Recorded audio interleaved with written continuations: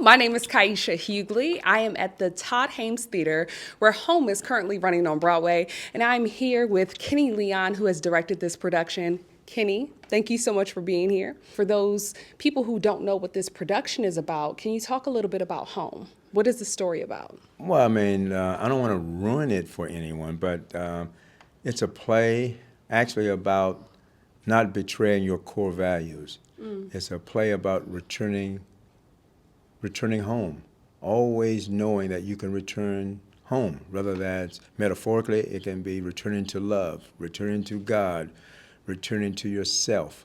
Um, the sister, the sister that you haven't spoken to in 20 years, the brother you haven't said hello to a while. The play is about, you know, the challenges of being human, getting knocked down, knowing that you can always get up and you can get up and go home. And it's a play full of music and laughter, and it's written by the great Samm-Art Williams, who passed away a couple of weeks ago. And so it's in his memory that we dedicate this joyous theatrical romp about humanity. I love it. Did I say I love it? I love it. Listen, I love it I too. love it. And one of the things that I love about it is that I was able to see one of the rehearsals prior to it being on Broadway. You also did that with Pearly Victorious. Can you talk a little bit about your process and how that has helped you and the cast kind of navigate, where to take the piece? Well, I've learned a lot post-COVID. During the pandemic, during the pandemic, we lost some of our Broadway audience. And the whole country had to learn how to make ourselves over again. And so, as a part of my artistic process now, I bring sample audiences into the rehearsal space after about 2 weeks, just to see what people want to laugh about, what they feel comfortable doing while sitting in an audience. And it's very helpful to me to get that understanding early on. So by the time I move to the theater, I have a pretty good idea what's going to work humorously and what's going to work in a dramatic way. So it was great when you guys were in the room after 2 weeks. Now it puts a lot of pressure on the actors because they're like, wait a minute, I'm not ready to show the baby yet. Right. But it's been very helpful to the process. Yeah. I heard you speak a few weeks ago and you were talking about how the works you're directing all speak to each other. I would love to know, how does Home speak to some of the other productions that you've directed? Yeah, when I work on plays and they're back to back to back, like this year doing Home and then Thorne Wilder's Our Town and then Shakespeare's Othello, I make room in my brain for all of those at the same time because they ask questions of each other. So in the middle of Home rehearsal, Samm-Art's beautiful play, then I hear Thorne Wilder's voice saying, how does this relate to Our Town?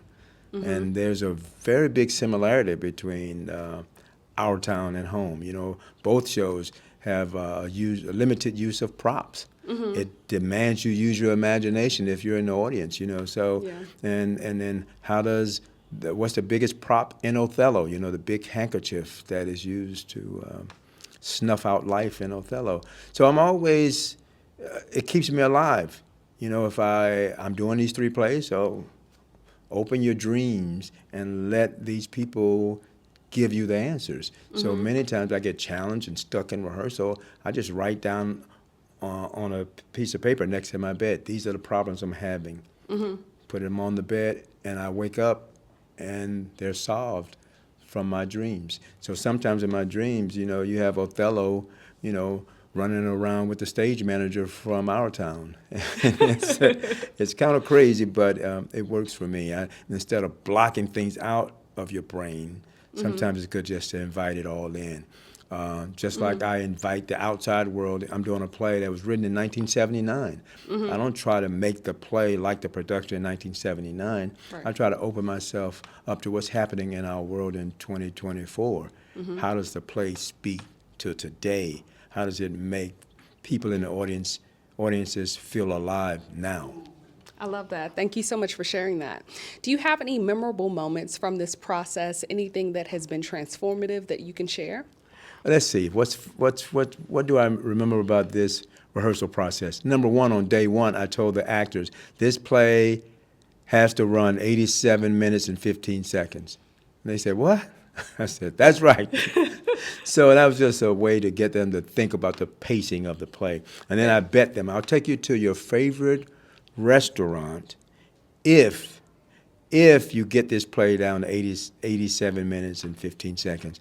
They never quite did it. They got it down to 89 minutes and 15 seconds, Close, though. which is pretty good. Yeah. So I said I lost a bet. So I'm taking them to dinner on Monday night. I'm taking them to dinner to pay off that bet because I'm so proud of this cast, Tory Kittles, Stori Ayers, and Brittany Inge.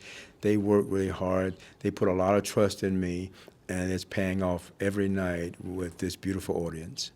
I love that. I really love that. Okay, last question for you.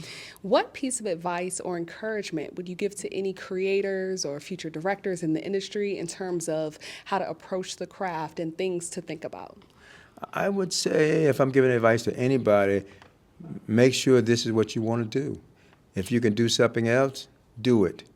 But if you were born to do it and you gotta have it, there's nothing more beautiful and worthy than a career as an artist, especially in America.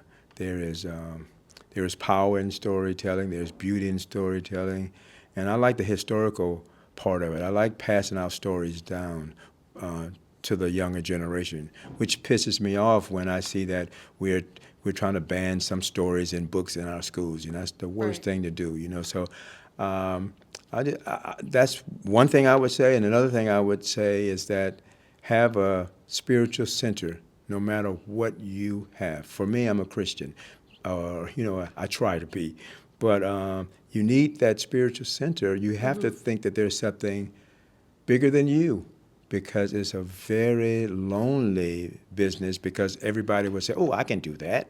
I can tell a joke. I can be funny. I can direct a play." And so sometimes it's lonely. So have that spiritual center, and always remember that your belief in yourself has to double anybody else's disbelief.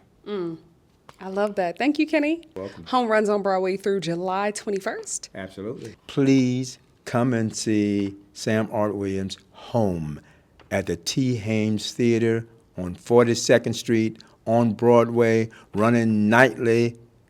You got opportunity. Come on down. I promise you, you'll have a joyous experience.